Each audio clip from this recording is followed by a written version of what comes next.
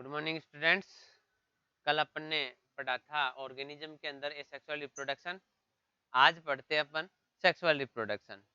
तो देखिए, जो सेक्सुअल रिप्रोडक्शन है इसकी डेफिनेशन अपन ने पिछले वीडियो में देखा था कि अगर ऑफ स्प्रिंग प्रोड्यूस करने में टू पेरेंट्स पार्टिसिपेट करते हैं और उनमें गैमेट फ्यूजन पाया जाता है, फर्टिलाइजेशन पाया जाता है, तो इस प्रोसेस को जो है सेक्सुअल रिप्रोडक्शन कहा जाता है।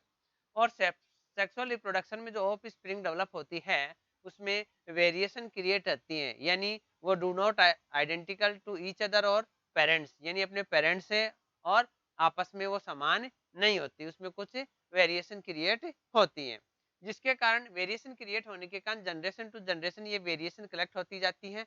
और एक कंडीशन ऐसी आती है जो हजारों लाखों वर्षों के पश्चात, करोड़ों वर्षों के पश्चात एक स्थिति ऐसी आती है कि जो ऑफ स्प्रिंग डेवलप होती है वो अपने एंसेस्टर से काफी डिफरेंट होती है करेक्टर्स के अंदर, जिसके कारण उसको नई स्पीसीज नाम दे दिया जाता है।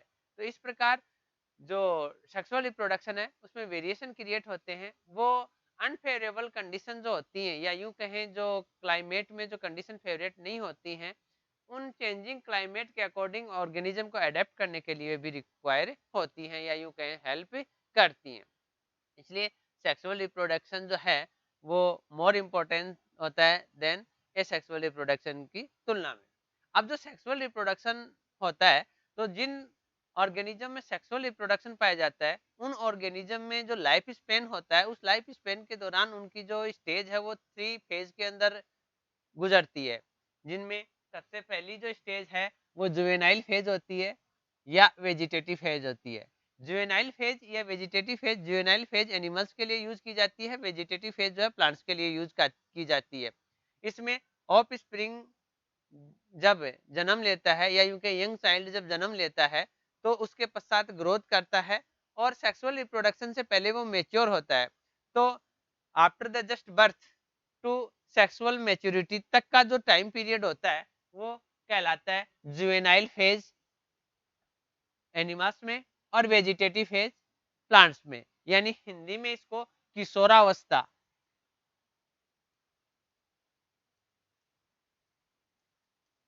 कहा जाता है जंतुओं के लिए, और पादपों के लिए इसे कायिक प्रावस्था कहा जाता है।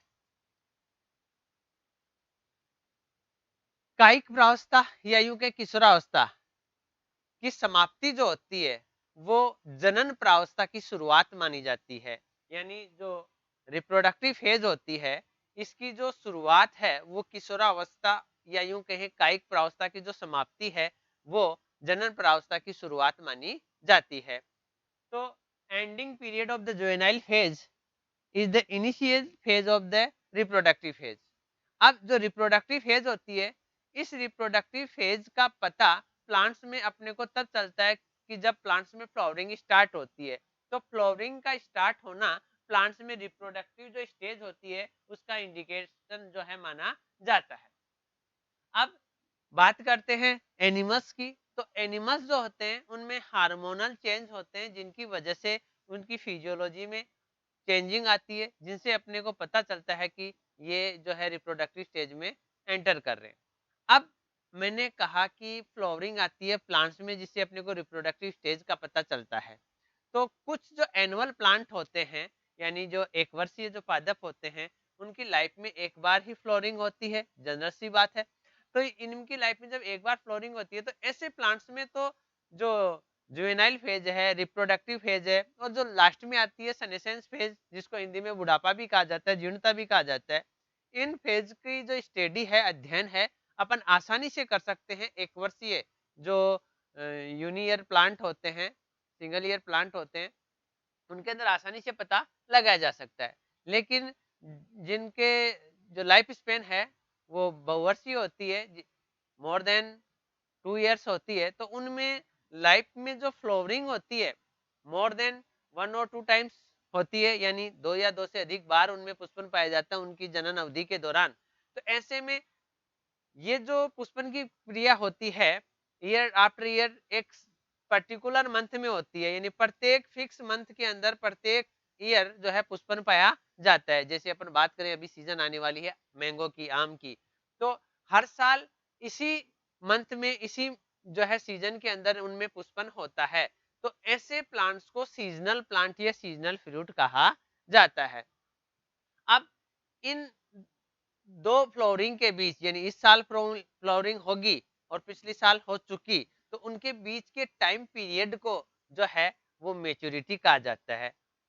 क्या कहा जाता है? मेच्योरिटी या वयस्कता इसको कहा जाता है।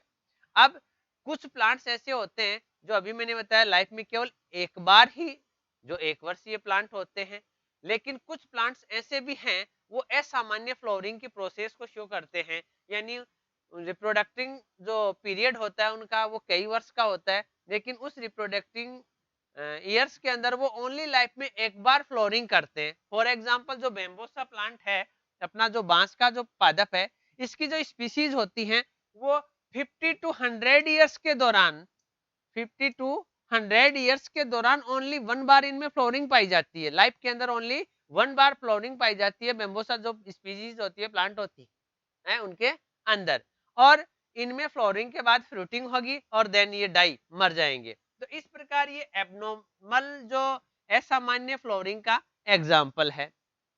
इसी प्रकार असामान्य फ्लोरिंग का जो अनयूजुअल फ्लोरिंग का जो एग्जाम्पल है वो है स्ट्रोबिलेंथस कुनियाना।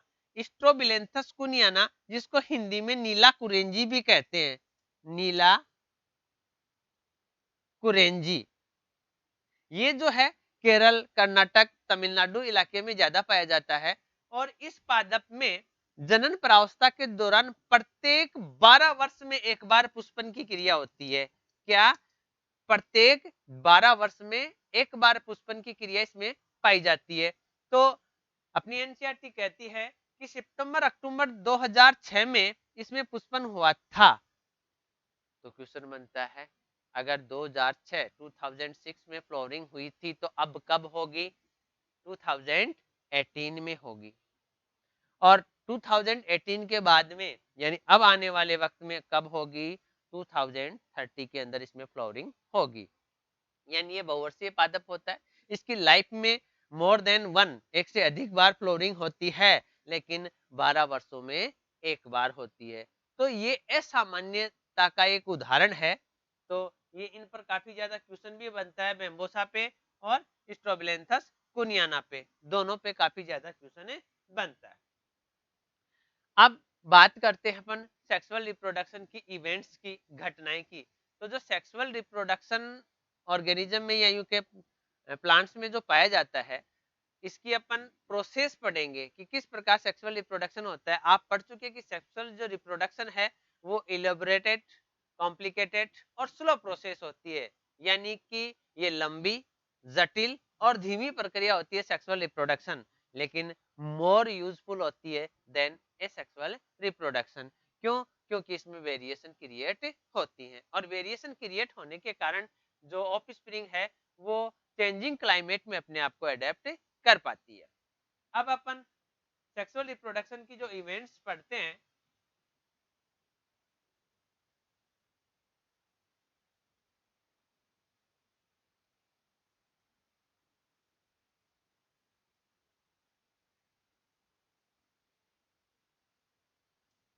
सेक्सुअल रिप्रोडक्शन की इवेंट्स के अंदर अपन आगे देखते हैं कि सेक्सुअल रिप्रोडक्शन जो है डिफरेंट डिफरेंट ऑर्गेनिज्म में जो सेक्सुअल रिप्रोडक्शन की जो स्ट्रक्चर होती है वो डिफरेंट डिफरेंट होती हैं, लेकिन स्ट्रक्चर डिफरेंट होती हैं, लेकिन इनमें सेक्सुअल रिप्रोडक्शन की जो प्रोसेस है वो एक सेम सीक्वेंस का फॉलो करती है। और सेक्सुअल रिप्रोडक्शन की जो प्रोसेस होती है जिस सेम सीक्वेंस का फॉलो करती है, इनको तीन पार्ट्स में डिवाइड किया गया है। एक प्री फर्टिलाइजेशन, दूसरा फर्टिलाइजेशन और तीसरा पोस्ट फर्टिलाइजेशन, यानी निषेचन से पहले की घटनाएं, निषेचन और निषेचन के बाद की घटनाएं। तो इनमें अपन सबसे पहले जो है स्टार्ट करते हैं प्री फर्टिलाइजेशन।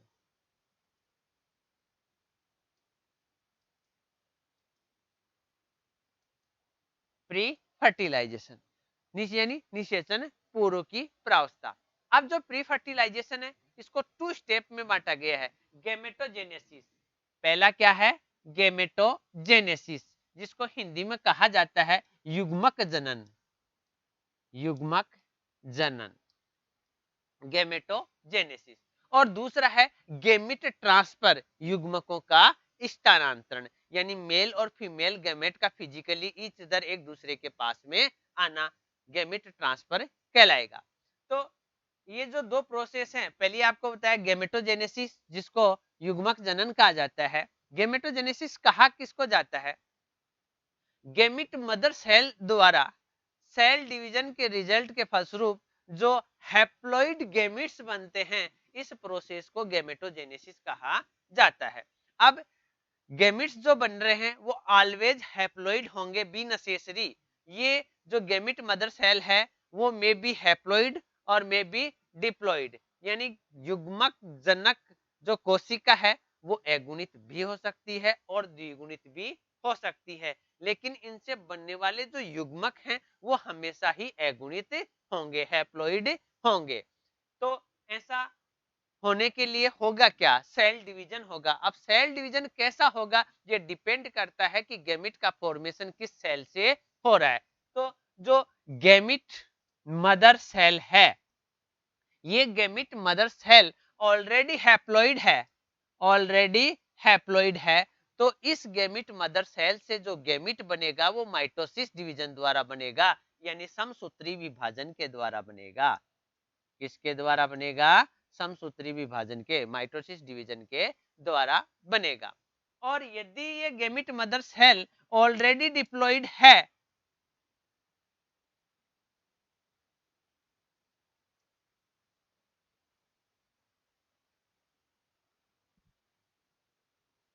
गैमिट मदर जो सेल है ये ऑलरेडी डिप्लॉइड है, तो इससे जो गैमिट बनेगा वो गैमिट मियोसिस डिवीजन द्वारा बनेगा, अर्धसूत्री विभाजन द्वारा बनेगा। कैसा बनेगा? हैप्लॉइड बनेगा। तो इस प्रकार गैमेटोजेनेसिस के दौरान जो सेल डिवीजन होता है वो डिपेंड करता है गैमिट मदर सेल के ऊपर।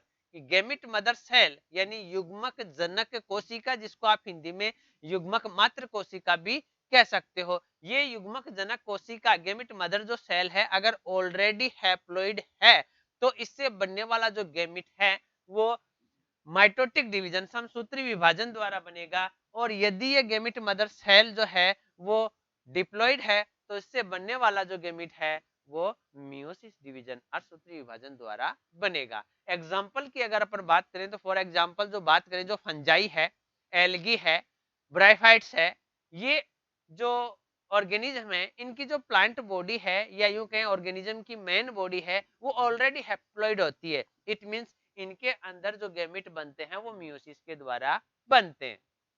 जबकि ब्राइफाइट्स है, सॉरी ब्राइफाइट्स का नाम है टेडोफाइट्स हैं, जिम्नोस्पर्म हैं, एंजियोस्पर्म हैं और डेवलप्ड ऑर्गेनिज्म हैं, जिनमें ह्यूमन भी इंक्लूड होता है। एनिमल जो है डेवलप, उनमें ह्यूमन इंक्लूड होता है। इन सब में जो मेन बॉडी होती है वो डिप्लॉइड होती है, इनमें मियोसिस के द्वारा जो है गैमेट का फॉर्मेशन होता है। अब ये जो गैमेट बन रहे हैं गैमेटोजेनेसिस द्वारा, ये बनने वाले गैमेट्स जो हैं मेल और फीमेल, तो एक मेल होगा और एक फीमेल होगा। ये मेल और फीमेल जो गैमेट्स हैं वो मोर्फोलॉजिकली अगर ईच अदर आइडेंटिकल हैं, यानी संरचनात्मक रूप से, आकारिकी रूप से अगर इनमें डिफरेंस नहीं किया जा सकता, तो ऐसे गैमेट्स जो हैं वो आइसोगैमेट्स कहलाते हैं, होमोगैमेट्स कहलाते हैं, जिसको हिंदी में समयुग्मक कहा जाता है। समयुग्मक इनको कहा जाता है, आइसोगेमिट्स या होमोगेमिट्स इनको कहा जाता है। इसका जो कॉमन उदाहरण आप यहाँ देख रहे हो, ये जो आपके सामने नजर आ रहा है क्लेडोफोरा, ये जो क्लेडोफोरा है इसमें एक मेल और एक फीमेल गैमिट है, लेकिन इनको मॉर्फोलॉजिकली देख करके अपन ये नहीं बता सकते कि कौन सा मेल है और कौन सा फीमेल है, तो इनको समयुग्मक आइसोगेमिट कहा जाता है, होमोगेमिट्स कहा जाता है। और अगर ये मोर्फोलॉजिकली डिफरेंस है, ये मान लो मेल है और ये मान लो फीमेल है, या ये मेल है और ये फीमेल है, तो यहाँ पर आप देख रहे हो मेल की स्ट्रक्चर और फीमेल की स्ट्रक्चर में काफी ज्यादा वेरिएशन। इसी प्रकार ह्यूमन की बात करें तो इसमें मेल की स्ट्रक्चर जो गैमेट होता है ये होती है और फीमेल की जो है स्ट्रक्चर ये होती है। तो यहाँ पर मेल और फीमेल गैमेट जो है इनमें मोर्फोलॉजिकली जो है डिफरेंस प्रेजेंट है। ऐसे गैमेट्स को हेट्रोगैमेट्स कहा जाता है। क्या कहा जाता है? विषम युग्मक कहा जाता है इनको। क्या कहा जाता है? विषम युग्मक इनको कहा जाता है। तो इस प्रकार गेमेटोजेनेसिस के द्वारा टू टाइप्स के गेमिट्स का फॉर्मेशन होता है, मेल और फीमेल। और मेल जो गेमिट्स होता है और फीमेल जो गेमिट्स होता है, अगर वो मॉर्फोलॉजिकली आइडेंटिकल हैं तो उनको आइसोगेमिट्स समयुग्मक कहा जाता है, और अगर वो आइडेंटिकल नहीं है तो हेट्रोगेमिट्स विषम युग्मक इनको कहा जाता है।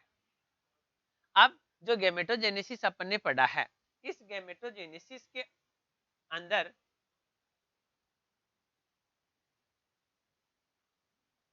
बात करते हैं अपन आगे।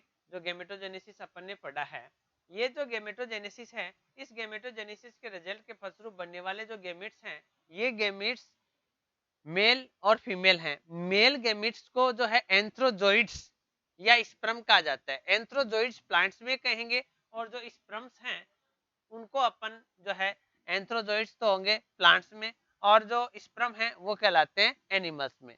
इसी प्रकार जो फीमेल गेमिट है, प्लांट्स में एग कहलाएगा और एनिमल्स में उसको ओवम कहा जाता है। अब बात करते हैं गेमेटोजेनेसिस के बाद में गेमिट ट्रांसफर की।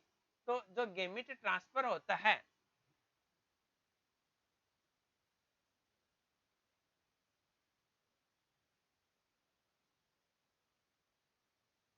बात करते हैं अपन गेमिट ट्रांसफर की।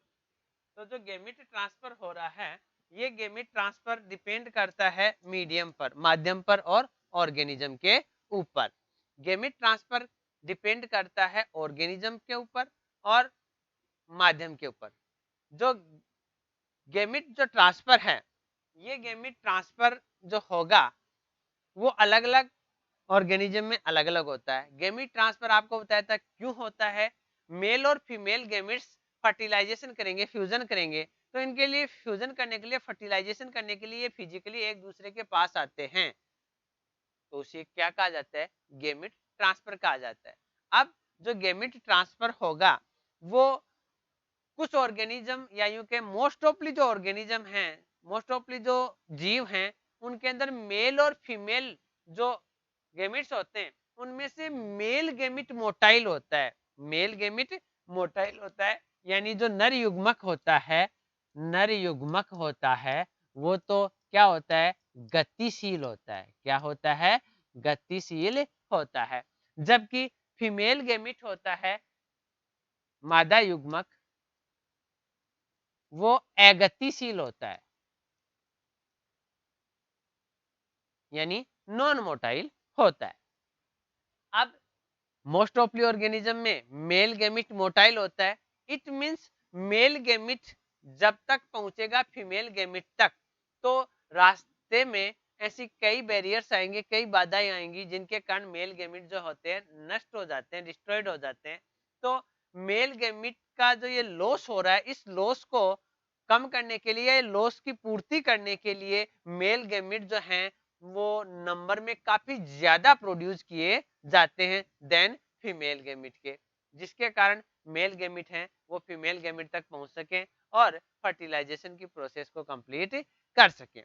अब आपको बताया कि मोस्ट ऑफली ऑर्गेनिज्म में मेल गेमिट तो मोटाइल होता है और फीमेल गेमिट जो है नॉन मोटाइल होता है। लेकिन कुछ स्पीसीज ऐसी हैं, फॉर एग्जांपल अपन बात करें फंजाई की, एल्गी की, तो इनमें बोथ मेल और फीमेल गेमिट्स होते हैं वो मोटाइल होते हैं। एल्गी और फंजाई, एल्गी और फंजाई ऐसे ऑर्गेनिज्म हैं जिनमें बोथ मेल और फीमेल गेमिट्स क्या होते हैं? मोटाइल होते हैं। और इनको मोटिलिटी के लिए, गति शो करने के लिए जो है एक मीडियम की आवश्यकता होती है, माध्यम की आवश्यकता होती है, और वो होता है वाटर, जल। इस वाटर में ये मोटाइल होते हैं और एक दूसरे के पास गति करते हुए पहुंचते हैं। अब कुछ ऑर्गेनिज्म ऐसे भी हैं जिनमें बोथ गेमिट यानी मेल और फीमेल जो गेमिट है वो नॉन मोटाइल होते हैं, गति नहीं करते। फॉर एग्जांपल जो सीड प्लांट्स हैं, बीजीय जो पादप हैं, और जो सीड प्लांट्स होते हैं जो बीजीय पादप होते हैं, इसके अंतर्गत इंक्लूड किया गया है, शामिल किया गया है किनको? जिम्नोस्पर्म और एंजियोस्पर्म को, जिनको हिंदी में अनावर्त बीजी और आवृतबीजी कहा जाता है। इनको बीजीय पादप यानी सीडी प्लांट्स कहा जाता है। और इन पादपों में जो मेल और फीमेल बोथ गेमिट्स होते हैं वो नॉन मोटाइल होते हैं, अगतिशील होते हैं। तो इनके अंदर मेल गेमिट को फीमेल गेमिट तक पहुंचाने का जो काम है वो पोलन ग्रेन करते हैं, पराग कण करते हैं। कौन करते हैं? Pollen grain. तो पोलन ग्रेन है वो पोलन ट्यूब द्वारा मेल गेमिट को फीमेल गेमिट तक पहुंचाने का काम करते हैं सीड प्लांट्स के अंदर, क्योंकि इनमें दोनों ही गेमिट क्या होते हैं? नॉन मोटाइल होते हैं। अब ये जो ऑर्गेनिज्म है इनके अंदर आपको बताया कि जिनमें मेल और फीमेल गेमिट्स दोनों मोटाइल हैं, जैसे फंजाई और एल्गी। तो इनके अंदर जो गेमिट्स के जो ट्रांसपोर्ट का काम है वो मीडियम के रूप में कौन करता है? वाटर करता है। तो इस प्रकार इनमें गेमिटों का क्या होता है? ट्रांसफर होता है। अब ये जो गेमिट ट्रांसफर हो गए इसके बाद में होता है फर्टिलाइजेशन। क्या होता है? फर्टिलाइजेशन। तो जो फर्टिलाइजेशन होगा इस फर्टिलाइजेशन के अंदर जो है मेल और फीमेल गेमिट, कौन? मेल और फीमेल गेमिट जो है वो आपस में फ्यूज होते हैं, जिसको सिनगेमी या युग्मन भी कहा जाता है। और इसको एक्चुअल में फर्टिलाइजेशन कहा जाता है। क्या कहा जाता है? फर्टिलाइजेशन।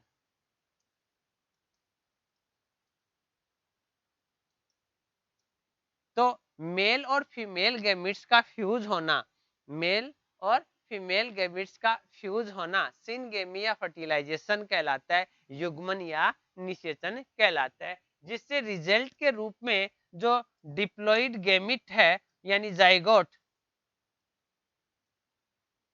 युग्मनज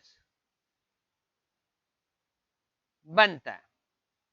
अब ये जो जाइगोट युग्मनज बनता है इस जाइगोट से फर्दर जो है एम्ब्रियो डेवलप होगा। लेकिन उससे पहले बात करते हैं जो फर्टिलाइजेशन की प्रोसेस है वो कहाँ संपन्न होती है।